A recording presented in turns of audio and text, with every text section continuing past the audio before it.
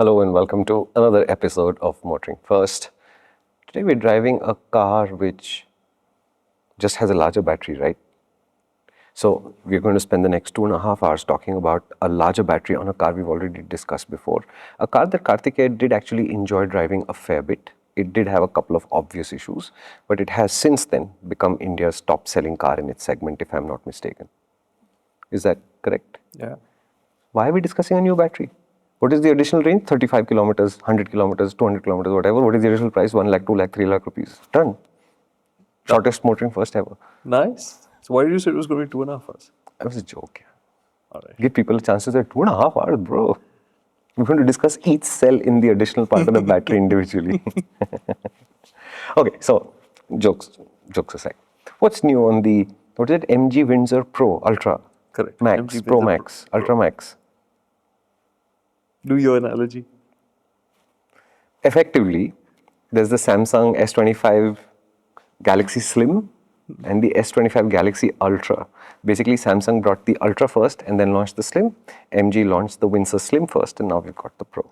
Correct. Is there anything else to add to this? No, perfect. So the idea is locked in. Except I think between the Slim and the whatever the Pro. Ultra. Yeah, sure, Ultra, why Yeah. not? It was the Ultra? I don't know. The Samsung was the Ultra, yes. Yeah, Samsung Ultra, right? Yeah. So there would be some difference in performance and stuff like that. I believe that the Slim and the Ultra are exactly the same except for the form factor, and therefore the Slim runs out every day and the Pro doesn't run out for 2 days or whatever. Okay, great. So now we know that the one difference in that analogy is that there's no difference in form factor. These two are the same car. There's no difference between them except for the battery pack and a few features. Pro badge? There's an ADAS badge because it has ADAS now. The Windsor, the regular Windsor didn't have ADAS. Is this a good ADAS at least? Upshot? We'll get Upshot, into upshot. Good ADAS? Didn't use. Oh God. Dude, I was driving it in Delhi, Noida. I'm not keeping ADAS on at that point in time. In more familiar environments, we'll do it. Not there. So, okay. I actually thought of making this like a kind of like a view of the Windsor, because what happened was we drove the Windsor last year in September. And we only got the Windsor, the regular Windsor, to drive recently. Because it was sold out. There's no test cars to be had. We just So usually, this is, as much as we're making a joke about it, usually by this point, Karthikeya has finished the MotorInc First part of the driving, which could be a day, 300-400 kilometers. Then we get the car in the studio. We take 15 days with this car where he goes and drives alone with colleagues, fully loaded, etc., and works out what works and what doesn't. Then the view story happens. First, it will go to the app, and if you go to the app, by now you should have seen the Windsor view there, which is what he's referring to. Then we'll usually get a couple of rival vehicles that we think are important to set context, if not directly compare them with. Then the balance story would happen. That would go on the app. By this point, the FAQs are done. Karthikeya likes to do about 25-30 FAQs per car. So by this point, we should have had 32 videos in all on the Windsor, all on the app in one place, so you could see the full story of this car. Yeah. Which then Karthikeya would have written an opinion on, which is what we call the guide, which tells you how this car works and what is good, bad, ugly, which variant, etc. All of that is called the guide. The guide, of course, is a non-video format. It has all the videos integrated into it, so that's on the app only. We should have been there with the Windsor. Correct. But since we drove this car in Gurugram itself in, what, 6, 7, 8 months ago, whatever September, it was, yeah. We haven't seen hide or hair of this car ever since. We've seen this car on the street. Yeah. Right? And I can tell this car because as I'm passing by on a motorcycle, I think somebody's got an LED television inside and they're like, no, that's just the Windsor's infotainment system. Yeah, and we had this question: do we do this entire process with the Windsor EV and not wait for the Pro? But the Pro had already been launched by then. Many journalists had already driven it by then. So that's because they're pros, bro. We are just amateurs. Correct. So this. No, I'm not dissing them. I'm just, it was a joke that was right there. No, so we weren't on that drive, so we missed out on that. And then MG organized the car for us in Gurgaon, actually from the Aero City. And so again, we were back in Delhi on a very hot day. So in many ways, it was a familiar feeling driving the Windsor, because back then, So were you sweating at the prospect of driving the Windsor even before you got in the Pro because it was Gurugram on a hot day and all of those things? good point. So I'm going to set this straight right at the top. The more I think about it, the Windsor EV is actually a great family car that happens to be EV. And that we came away from that drive thinking that this is a great package. Yep. There were a couple of concerns, one of which was a prospective deal breaker, which was the range. And I went back to our MotorInc First to see what we had said back then and what we had extrapolated on the अच्छा, आप भी MotorInc First के fan हैं? Fan नहीं देख लेते हैं एक बंदा है उसमें जिसका फैन हूँ बट ठीक है so I went back and I saw that we had said that the range would be an estimated 220 to 240 kilometers on the basis of our driving experience that day. Right. And that's not great, right? That No. number, that battery pack is 38 kilowatt hours. So it's not a large battery pack. But 220, 240 kilometers is not really a great range for a family EV, because then it's like you're saying it's a city car. Yeah. So I made two mistakes in that MotorInc First. One was this range aspect, and or rather that got clarified when we spent time with the Windsor EV here. But I learned something through both of these drives and the time spent with the Windsor here in Maharashtra.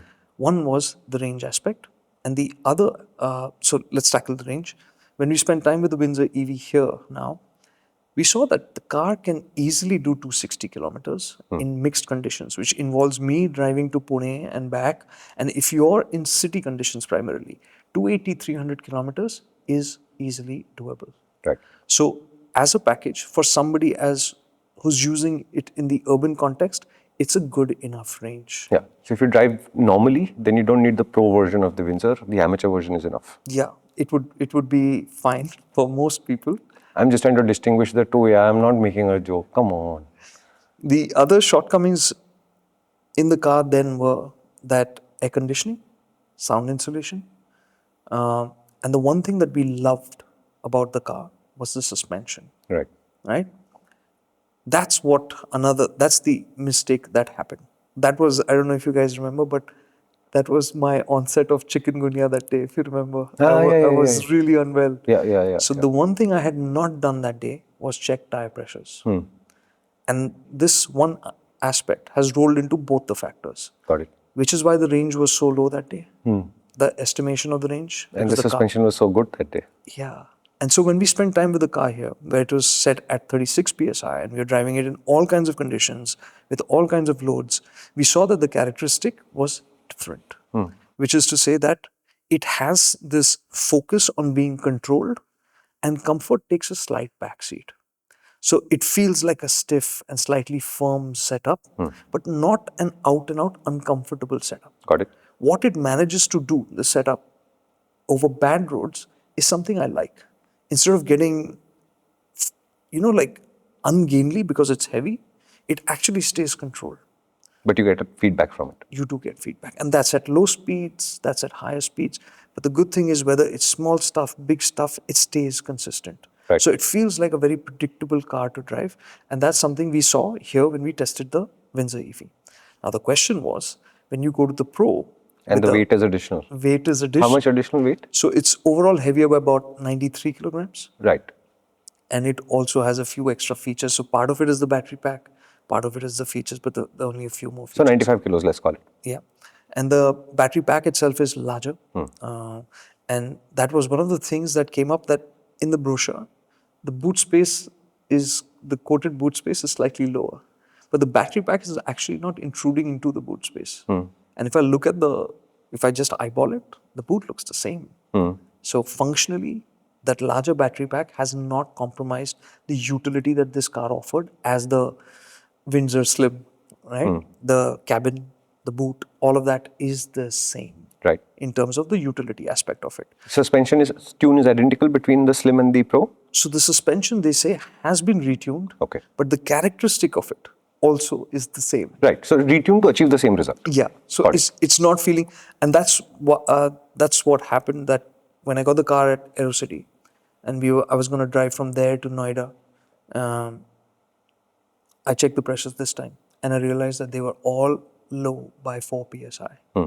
And so we bumped it up And then the feel was, So it was a 4x4.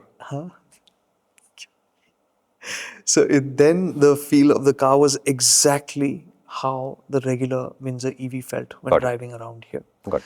Do you think they deflated it on purpose to give you a sense of, oh, so comfortable? I wouldn't want to think that. Yeah, so I'm bringing that up for make a very specific point. These kind of mistakes do happen. Yeah. It's not always the manufacturer trying to hide something. Correct. It could be, I've seen this, it's the silliest thing. I have seen them having bought two inflators from Amazon. And they're using the dial gauges on both of these inflators. One is off by 2 psi up, one is off by 2 psi down. And when they inflate the bike, there's two technicians working on the bike. One is using one, Yeah. and he's doing all the fronts, and one is doing the rear. And you've got these weird tire pressures when you show up. And then that bike does some weird stuff because the front is overinflated and the rear is underinflated or the other way around. And it takes you a while to work out what happened, because when you say, look, my tire pressures are wrong, can I get an inflator to just bump them up? And then suddenly there's two inflators and you just know that's where the issue is. So it's not malicious, but when tire pressures aren't checked at a media review, the results can feel weird because tire pressures are super critical to your experience. Correct. And the point about the different inflators is a great one, because this car doesn't have a spare wheel. So what I did was I used the tire repair kit, and that has an inflator with it. And I used that to adjust the pressures. And going by the gauge on that, I would have had completely wonky tire pressures. Nice. Right? Instead of 36, I would have been sitting at 40 or something like that. It was under reading. So I then got the hang by the first one, because we carry our own pressure gauge. And so I cross-referenced and I realized this is way off. So good that we cross-checked that. And going back to about this, the malicious side of it, the exception is that the car has the correct tire pressures. Yeah, this is absolutely spot on. When we receive test vehicles in the studio, we've said this before, we generally check tire pressures first, and generally they are not right. Yeah. Yesterday I received an electric vehicle. I don't want to name the manufacturer because they've gone to extraordinary lengths to make sure we have one, because they have no base here in Mumbai. 32 psi, let's call it, was the front and rear tire pressure. The rear was 10. Oh.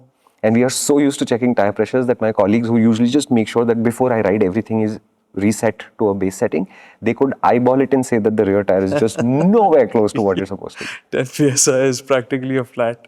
So yeah, so the pressures were checked, we headed out, and in terms of the driving experience, this feels very much like the 38 kilowatt hour version. So the additional weight has not changed how the car drives in terms of the suspension. And the good thing is that in the way the motor works, it's also the same. Right. Now this motor is the same as the 38 kilowatt hour version, But 136 PS. But is right. Because anybody who's looking to reject this car on the basis of the brochure will find that 136 PS is too little for this car. And that's reason enough. But on the road, it feels absolutely fine to drive. yeah, I would say recalibrate for electrics. Most Exactly. electrics feel more powerful than the numbers say. And that's because they produce torque so quickly that you're getting distracted by a number you won't actually ever experience, most likely. What you're going to experience is the fact that max torque comes at 0 RPM effectively. And they are basically calibrating it down because it's too violent if you let max torque arrive as soon as you press the throttle. So actually a manufacturer can say, oh, I could tune this to a much, much, much faster state. You won't enjoy that state. And therefore we've chosen this state, and that depends on the manufacturer and the brand and the goal of the car, etc., etc. So the motor is the same. So in terms of the power, in terms of the torque, it's all the same. And the good thing is it works just fine. In fact, I want to make a further point about this. When was the last time you drove an electric car and thought, man, that's sluggish? I've gone the other way, if you remember. No, forget the other way. I just want to know, when was the last time you drove an electric car in your entire history of experiencing electric vehicles? Small, big, fast, Reva. everything, and said, oh man, that was sluggish. Reva. That's what, Yeah. 14, 15, 18 years ago? Oh, that's a long time back. So this is not going to be an issue for anybody who wants a vehicle to travel with. And I'm saying travel as well. If you're talking about spending time on the highway, it's still got enough performance to manage whatever you need. Because you can spend all the time in normal drive mode and be just fine. And then you have the sports drive mode, for you to get a little bit more responsiveness. Of course, the drain on the battery and all will be more, but Yeah. when you need it, it's there. And the thing that impressed me with the Windsor the first time out, and when we drove it here, and again with the Pro, is that how well MG has managed to calibrate stuff. So the throttle, how smooth it feels, how predictable it is genuinely enjoyable. Even the calibration for the steering. This is a long car, Yeah. but when you're steering it in the city, it just feels right. So it's a very well tuned car. It's a very well, and it always feels like a solid car. And in that solidness, there's this other thing which always again takes me by surprise. When I get into the Windsor and I'm in the driver's seat, the first thing I'll do is I'll try to lower the seat. Right. Because you sit so high up. In many ways, it does end up feeling like an SUV. Yeah. Because how high you sit, how solid it feels, and the suspension in a not so good way also has that solid feel. But overall, it is a robust feeling machine. There's a couple of my neighbors in my building who have Windsors now. There's a white one and a green one, I think. And I think they dress better because they're driving the Windsor because we can see them. Whereas in a normal car, you basically see the shoulder and a side profile and stuff. Now you can see, oh, white shirt. Okay, since you brought up looks, the car, like I said, looks the same. There's only a couple of differences on the outside. One is that ADAS badge at the rear, and the other are the alloy wheels. There's a new design, and this is a better design than the one on the base variant. And other than that, MG's brought in 3 new colors with the Windsor. You mentioned the colors, so I brought it up. So the look of that is the same, but the colors and slight details like the wheels will be the only difference between the regular Windsor and the Pro. Got it. On the inside, again, cabin is the same, but the cabin is now finished in Steel. No, I'm just kidding. The upholstery is whitish and with a contrast of black. So it's a lighter looking cabin, whereas for the regular one, it's all black, and that does look a little bit dark. But Right. given the large windows and all, It's not so much of it an issue in doesn't this really car. get in the way. Like I said, the driver's seat always feels high. You get a good view. And the one thing I realized when spending time with the Windsor was when you're parking it, you take time to get used to its nose because its nose is so short. Nose is so short, it's 2 noses.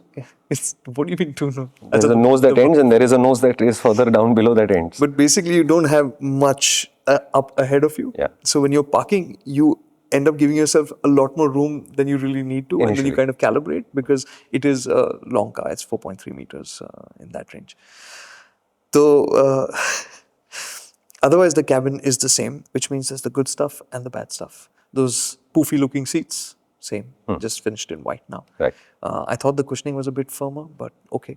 And as we've spent time with the car over this time here, we've realized those seats work. They look strange and you think there'll be issues, but no, they just work and they're ventilated as well. So it's a good setup. All the cabin storage, everything is in place. The stuff that you won't like are the digital controls. This is the car with those steering controls for too many things, right? Correct. That is still a mess. It just takes time to get Did you used speak to the MG this time and see what it says back? Last time you said, I don't speak to cars. So we didn't know what Still don't. saying hello MG said back. No, I didn't. Can no one. I'll try next time. So the steering wheel controls, still the same, still painful. The only thing I realized was that there is that shortcut button. You can program it to whichever menu you want to jump to. And that's a must have. Like you have to set that up to be able to use this car without feeling clumsy or just, wanting to pull over and then figure stuff out. The touchscreen is 15 inches, as you know. Yeah, There's a Maruti Alto that is slightly smaller in size than this touchscreen. But a genuine problem with that touchscreen and You can't reach the other edge. In landscape mode, your arms aren't long enough. You do have to reach for the other edge, that is true. But the thing was, when I was living with the car here, when I was driving at night to Pune, and I'm in Apple CarPlay, and it's the It's too bright, is it? when a call comes, it goes all white, right? And there's Oh, that yeah, yeah, yeah. entire screen Yes, is yes, white. yes, And you're yes, just yes. like, oh my God, that's Yeah, I think bright. they fixed it in the new version of CarPlay, in fact, Acha. where the map stays and a small overlay, as it happens on the iPhone now, a small overlay comes and says you're receiving your phone. It happens on my new KTM also because I have a CarPlay screen, it's right up top, right? So for navigating, it is brilliant and it has night and day mode, so it works. And then the rain destroyed the touchscreen, so night and day mode doesn't quite work. So when a call comes, you'll be riding in the night and it's nice and peaceful and you're looking at sun setting, oh, white screen. It really you flinch a bit Yeah. when it happens. Yeah. So that screen is still massive. It has this is So a think about it, right? software He's issue. getting a, what, 14-inch, 17-inch. 15. He's getting a 15-inch notification that says Shumi's calling. I don't think it improves our relationship, really. When I was driving, I was thinking the guys behind me can see whom I'm talking to Yeah. because it's that large. Yeah. So that's there. The the thing that MG needed to work on was the UI and UX of the native UI and UX, right? And that is still the same, which Yeah. means it's slow to start up. The responsiveness is not great, and everything is in that screen. So changing settings is really, you have to go through a lot over there, and it's not a great experience. The easiest example of that is like it has a 360-degree camera, and they've done a nice little bit of thinking and logic about that. So when you indicate and you're driving, the side view monitor or the 360-degree camera doesn't click in then unless you drop below a particular speed. And I think that speed is about 10 kmph or something. So when you're at crawling speed and if you indicate So it's a tighter maneuver, so it recognizes yeah, that. so Nice. then it shows that. But then when the car pops up, the car's like this static thing in the middle of the screen. Right. And you're driving around a corner and the car's like kind of hanging in the air. So it's those integrations aren't smooth and those feel well cheap. Yeah, and this is to me not really a surprise either, right? Because if you see how large the Chinese domestic electric vehicle market is, stuff like calibrations, battery stability, technology in the battery space and the motor space will move really quickly because these are fundamental hardware components, right? So if you look at BYD as the world's leading battery manufacturer or CATL as their largest competitors, they move technology pretty rapidly and their cars will be at the cutting edge or they will be suppliers to a large number of people. So this cycles very fast. They're the leading edge of that. Right? But when you have a Chinese person doing a UI UX design, remember they're coming from a thinking structure and a script structure which is very different from English. And therefore, what makes sense as a user journey may not make sense to them anymore. Right? I mean, it'll happen to us in MotorInc. We are in an office that thinks in basically Marathi, Hindi, and English, and a little bit of Bangla and Kannada and Tamil or whatever, and Odia, right? These are our thinking structures, and these are our script structures. When we translate our app into these languages, I think we will have to shift a few things to accommodate the uniqueness of each language. But when we have to create an app for, let's say, MotorInc Japan, where the script itself is vertical, our app will by nature have to look messier, much messier than it is. If you haven't checked out the app, this is a good time to see it. You'll see how much work has gone into the UI UX, right? But when you do for Japan, and if our app looks this clean, it may not actually fit their expectations at all. So I'm not sure how the Windsor UI UX experience is perceived in China, but I'm willing to believe that they don't automatically think it's as messy as we are. We think it is. So the ADAS settings are also in there. So if you want to change any of the ADAS settings, you have to go into the screen and do that. And the one difference you will see now is on the windscreen, you have that extra little bit of blacked out section because that's where the module is sitting. In the back, it's the same as before, which is to say that slightly lesser under thigh support than I would have. I mean, for it to be awesome, but the space, the knee room, and all is fantastic. I was happy with that last time. It's great. Large windows, so it just has that sense of space as well.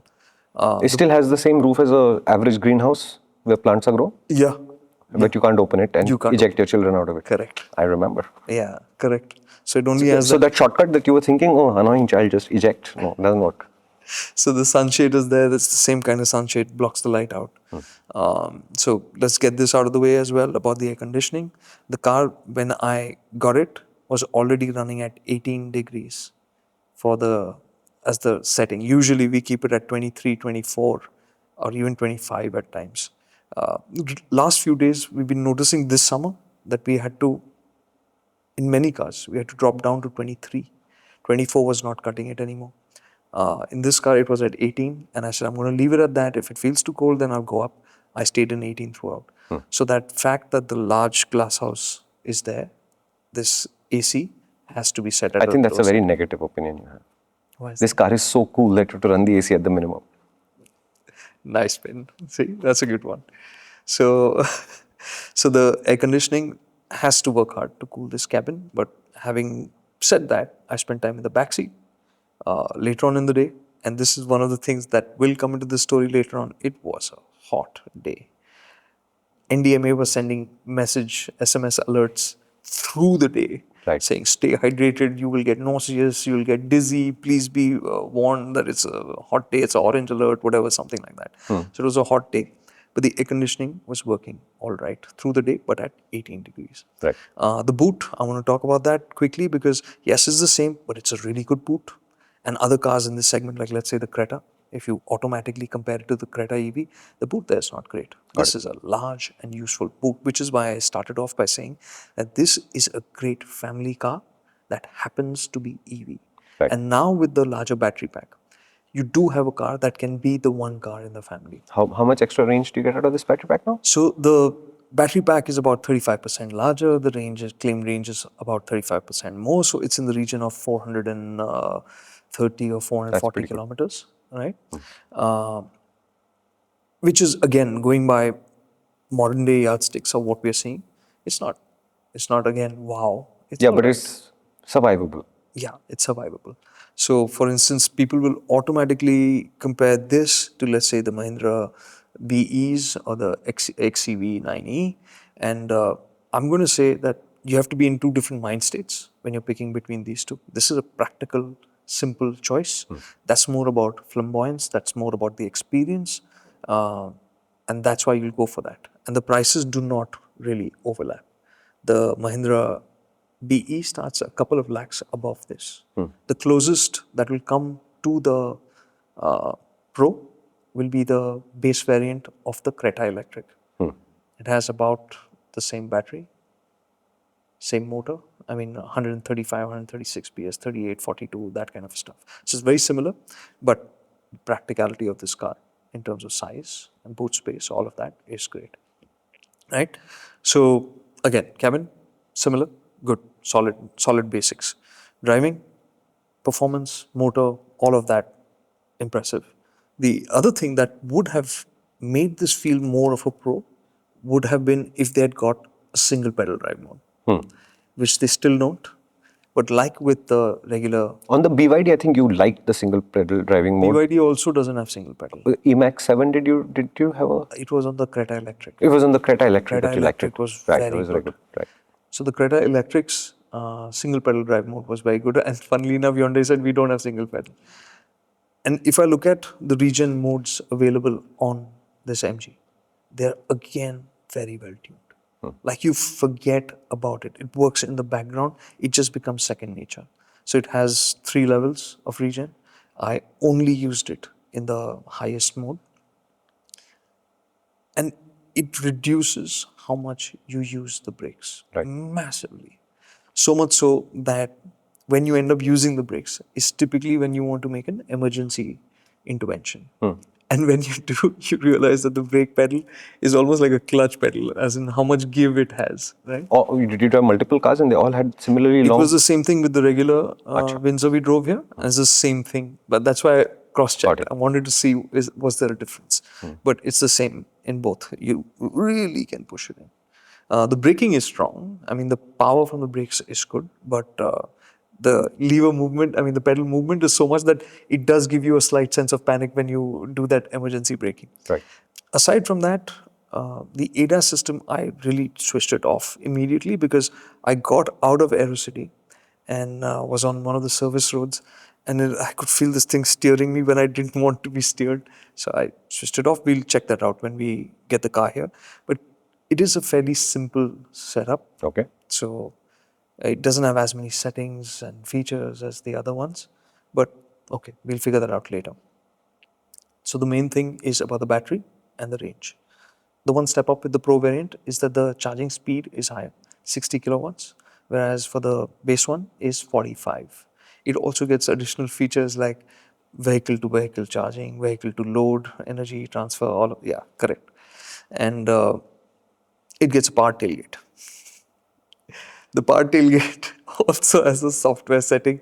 How much do you want it to open, right? Because if you're super tall, then you can't even reach the. Sorry, if you're not super tall, you may not be able to reach the button. So you can set up the max height of the boot opening. That you can still do from the boot itself by the switch that you have there. I tried it out, so that works fine. You don't have to get to the software to use that.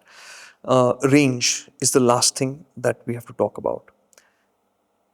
In my first stint from the airport to Noida, to Greater Noida, the prediction that I saw, the consumption that I saw, showed that this car can do 380 kilometers. This was in the first half of the day. I started off at about 10 or so, and I spent time getting there, stopping, making notes, all of that. So it would have been, let's say, 11:30, 12 maybe by the time I got there. So in that much time, the distance traveled and energy consumed indicates that this car can do 380 kilometers. And this is like largely urban driving, but Delhi isn't really slow. Super slow, yeah. You have good roads, you can travel at fairly decent speeds.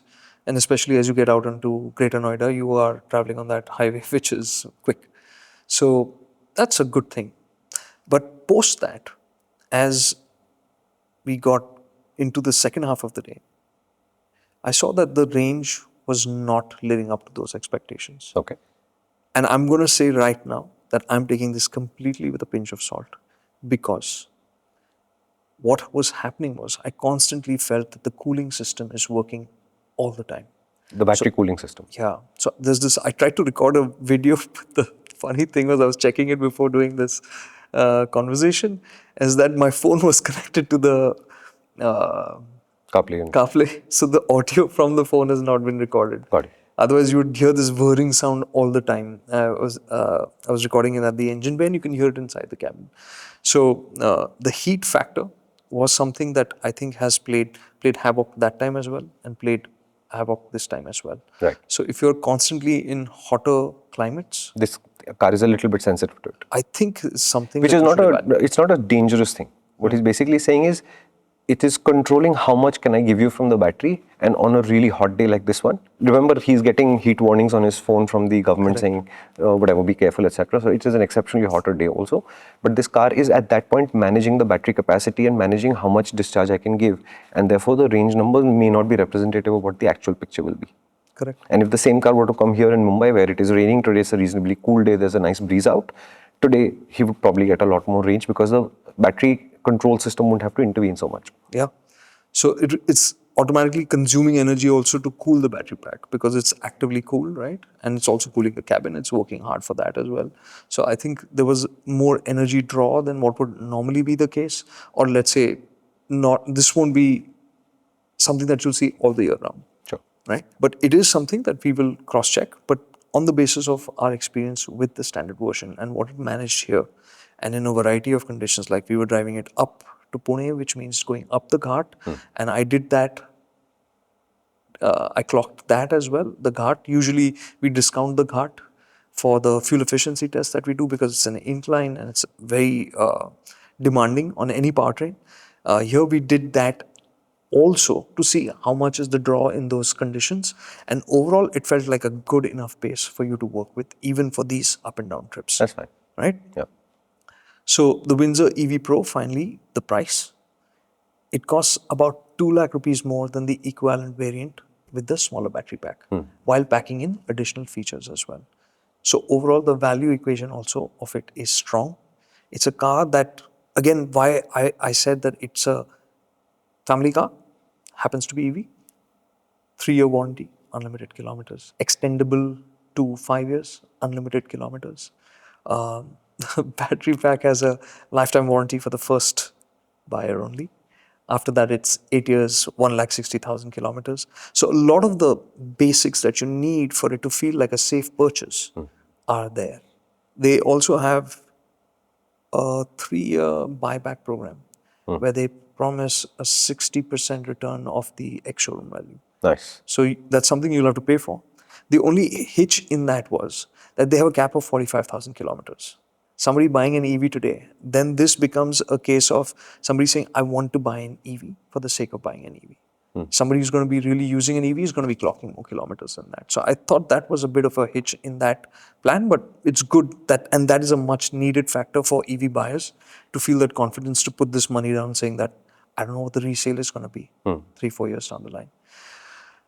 So that's the Windsor EV Pro, and yeah.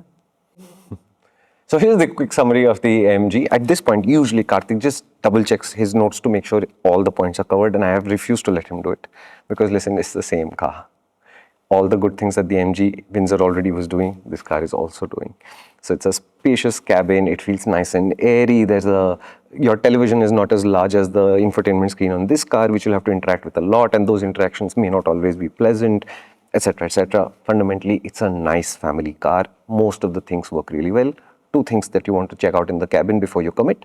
One, the air conditioning can feel a little bit weak on a hot day. It doesn't mean the cabin won't cool, but you'll find yourself going very low on the thermostat to make it work. That's it. There is a sunroof if you like sunroofs. We don't. But if you like sunroofs, it has one, but it doesn't open. So, बच्चे सो खाने का कोई opportunity इसमें नहीं है. Thanks, Vikas, once again. And the rear seats, the under thigh support can feel a little bit weak, although there is lots of space. On the brochure, the Pro has less boot space than the basic Windsor EV. Eyeballing it, it looks exactly the same to Karthik. So the fundamental difference is just a few things. One, the Pro gets ADAS, which in the real world doesn't work as well as we expect, but we will establish this when the car comes here. But other people will know that your driving badly can be blamed on a system because you do get a badge on the Pro that says ADAS on the outside. The badge is illuminated, and when you turn off ADAS, the light turns off, so they know you're not using ADAS right now. Then they will know you would. No, this whole thing is a joke. There's just a badge there. Okay. Next, the ride quality. There is an update from what we said the last time. When Karthik drove the car the last time, one, the old Windsor EV, as it were, what we've been calling the Slim or the Amateur with the smaller battery pack, has the exact same comfort experience as the Pro. But when Karthik last drove it, he was on a day when he was just about to fall ill. Didn't check tire pressures, they were probably under, so it felt more comfortable than it is. Now we know, having driven the EV later and the Pro now, that when you run the tire pressures correctly, this is a comfortable, controlled feeling car, but not necessarily a plush feeling car. So you will get feedback from the road, but it stays controlled, it stays poised, it is not going to worry you, but there is more feedback than you expect for sure from this car. The rest of the story is just the additional battery pack. The old car should get you to 280 odd kilometers based on our calculations. This should give you 30% more. This is based on the fact that he drove the car on a really hot day and the battery was consuming its own power as it were to stay cool enough. It was an exceptionally hot day. When it comes to Mumbai, the Pro, then we'll establish this in more detail. For this privilege, you will pay just 2 lakh rupees extra. Therefore, the value quotient is maintained. The Windsor is a very popular electric because it's a value car.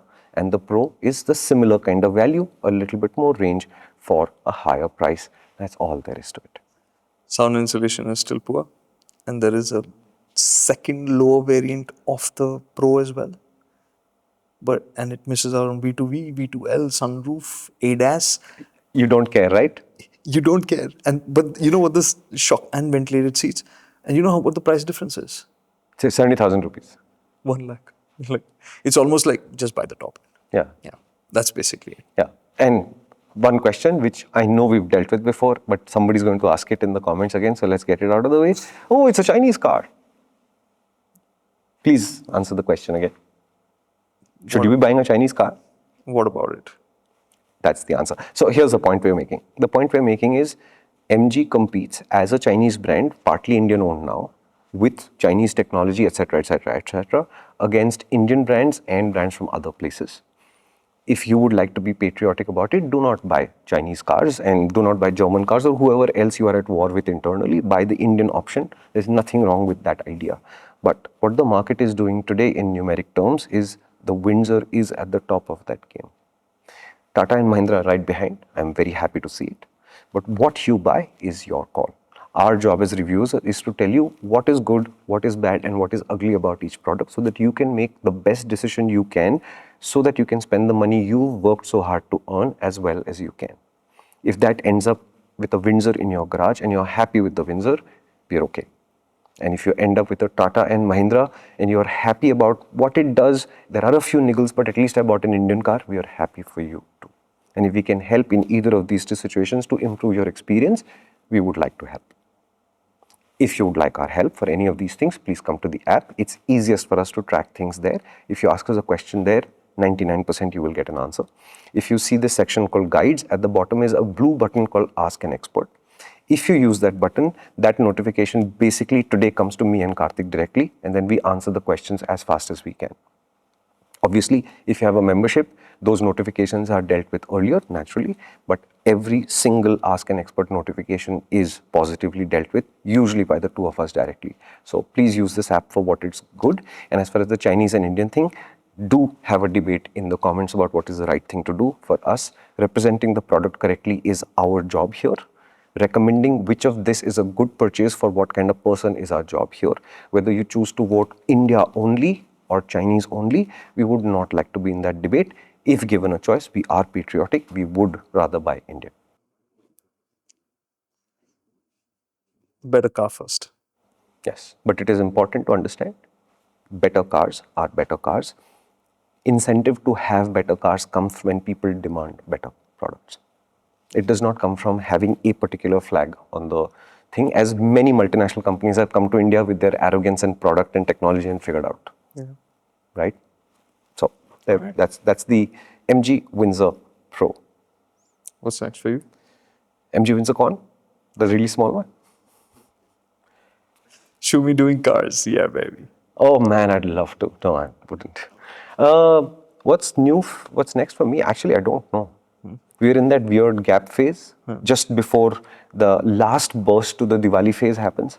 So right now I have no confirmations except for what we've already said. So the SMCR in August and the updated Pulse NS400Z, etc., etc. And shockingly enough, I don't have any confirmations from any Japanese products. So I don't know what's going on. We may have a shocking MotorInc First for you though, but we'll talk about it when we get there. All right. All right.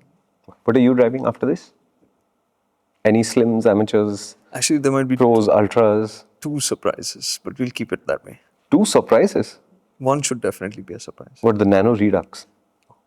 Dude, say Nano's coming back. Say it. The Tata Nano is coming back. That's it. This video is go viral. No, as in... And say Nano is coming back as an electric.